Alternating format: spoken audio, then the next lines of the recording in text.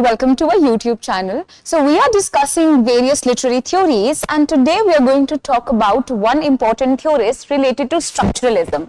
He is none other than Ferdinand de Saussure, who is also called as the father of modern linguistics. He is the one who gave so many concepts related to structuralism, and Roland Barthes, Jacques Derrida, or Claude Lévi-Strauss, they all are going to tap upon the theories that this person gave to us. There are a number of concepts that he talked about, and all of them are asked in your exam.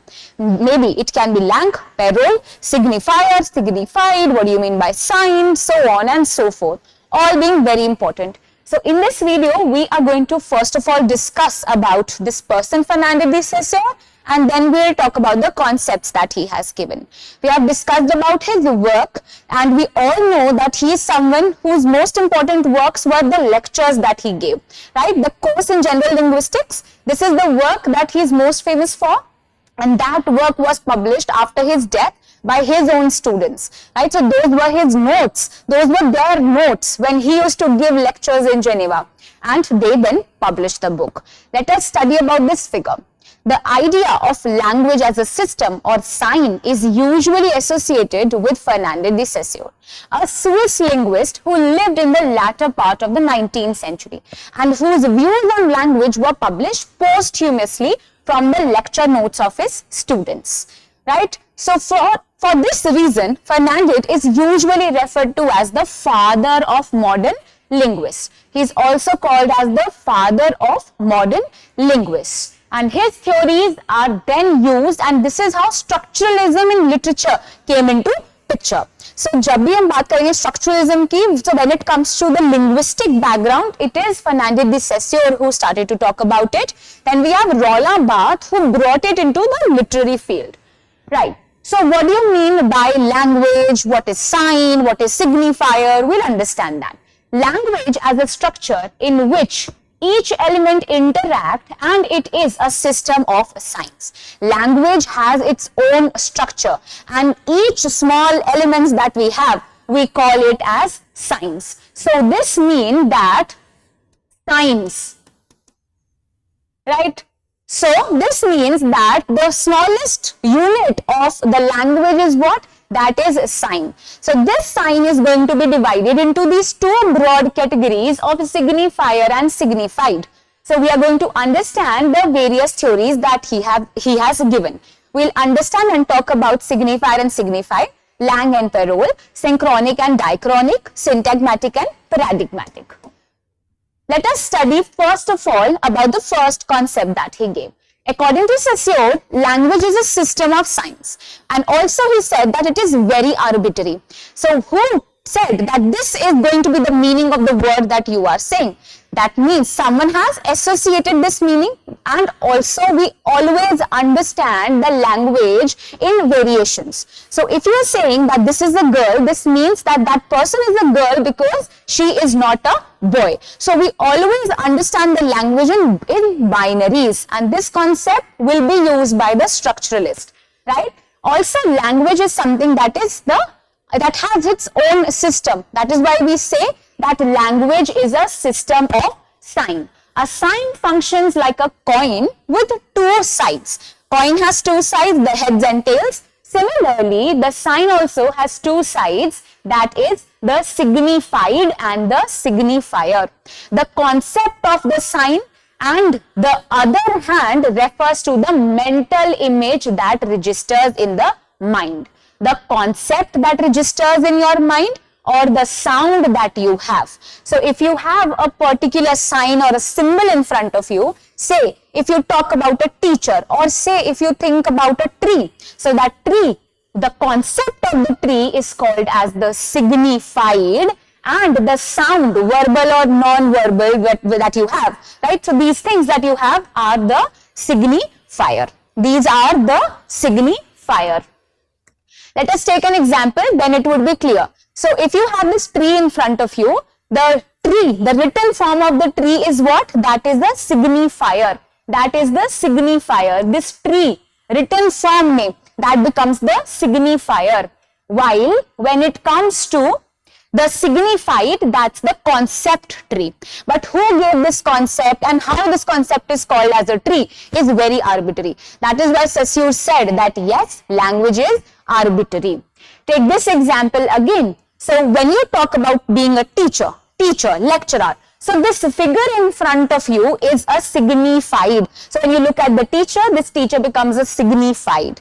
He's the symbol here, the teacher, signified. But you can call the teacher in a multiple manner. So you can call this person as teacher, lecturer, maybe a guru, right? So a mentor, anything that you like. This means that it is very arbitrary. The relationship between the signifier, the signified, the sign is very arbitrary. But you have to remember that what do you mean by signified? Signified is the concept and the signifier is the sound that you hear. Then let us go further and discuss about Lang and Perol. So this is a very important concept and it is very similar to Noam Chomsky's concept. Noam Chomsky gave the concept of performance and competence and it is same as the concept of Lang and Perol. When we will discuss about Noam Chomsky, then in greater detail we will talk about the concepts, but I see questions being asked like this. So try to positionalize the two theories together, the two concepts together.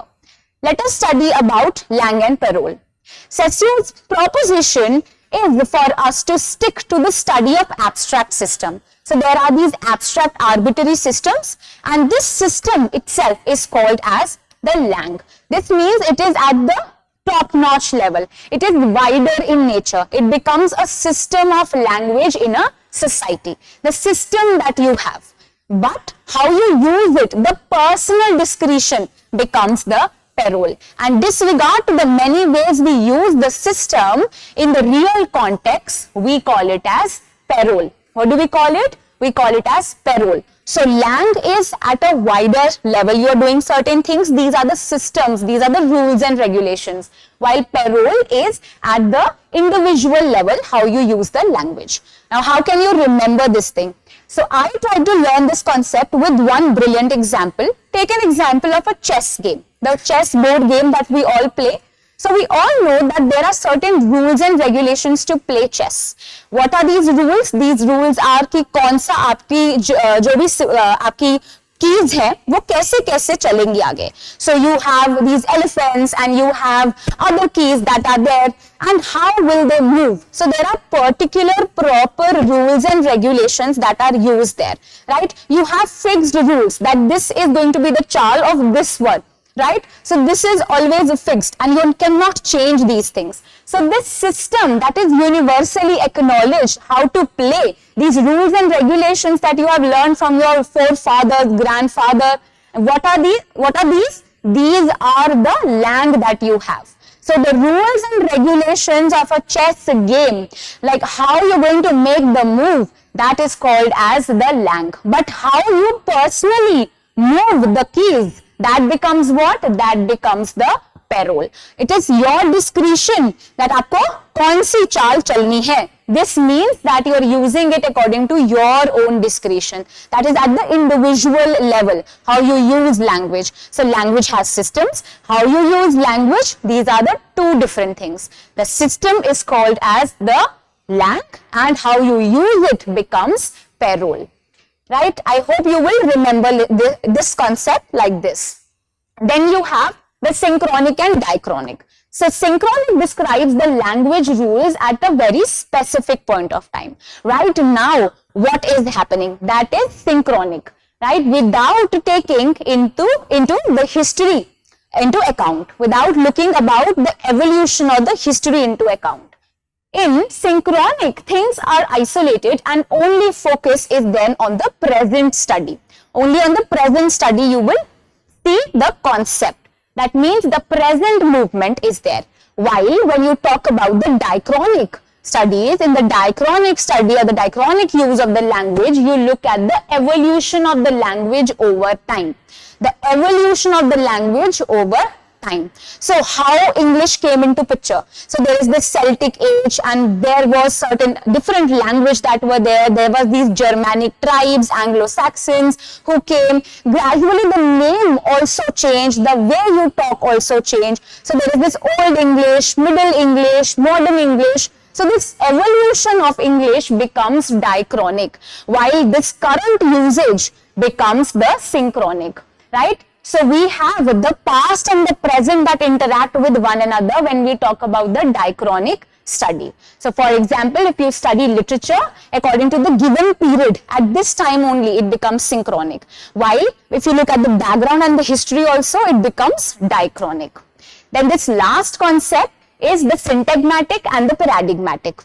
This concept was also used by, this is something that we have, Roman Jacobson ने भी यही चीजें use की थी when he was talking about the aphasia, right? We have already discussed about him. So syntagmatic is a Greek word that means linear. So according to Ferdinand de Saussure, literature is chosen best in best order. So in literature or in language, you certain times you have to choose certain things and you have to look at the order also. If I have a sentence called, maybe take this example, I am going. So if I am saying I am going, maybe I am going to jagah, I can say something else also. I can use something else, certain different word. So this is the choice that I am making. That becomes paradigmatic, while the order, that there should be some grammar rules that I have to follow, how I have to use the sentences, how I have to use the words, it becomes the syntagmatic, right? So, but of course, these two axes are definitely going to combine with one another, and that is how language is formed. So, you have plethora of options what to choose from. That is called as, the choice that you have is called as paradigmatic. So the choices are made, and that is paradigmatic, while the words that are written in the best order possible so that the meaning is very explicitly seen, it becomes syntagmatic, right? So take this example. If I say, I have to go, I have to go. So maybe I can choose certain different words here. Maybe I want to say that other people are also going, or maybe someone else who is standing there is also going. So I can say you have to go. So this changing that can happen, the choice that I have to make becomes the paradigmatic decisions, and the syntagmatic, that means the order, the options, the chain that I have to see, becomes the syntagmatic. I hope this was very much clear to you. Let us quickly revise what we have done. So we discussed about Ferdinand de Saussure. He is also called as the father of modern linguists. Then we talked about the various things that he, or basic principles that he gave. We discussed about the signifier and the signified. So sign has two sides, the signifier and the signified. We discussed about lang being the system, and how you use it, how you use the language becomes parole. What do you mean by synchronic? Synchronic means that it is looking at the language at a particular time, right? So it is very much same to this synchronic communication also. What do you mean by synchronic communication? You are getting the feedback directly at that time only. So the time and the place are the same. So here also synchronic means the present time. Diachronic means the evolution. And then we have syntagmatic and paradigmatic. That is, when you have choices to make, it becomes paradigmatic. When you have the order in your mind, it becomes syntagmatic, right? I hope things and all of these concepts were clear to you, because they are repetitively asked in the paper, especially lang and parole, right? So I hope it is clear. If you still have any doubts, you can ask me that in the comment section, and I will surely reply to you. Thank you.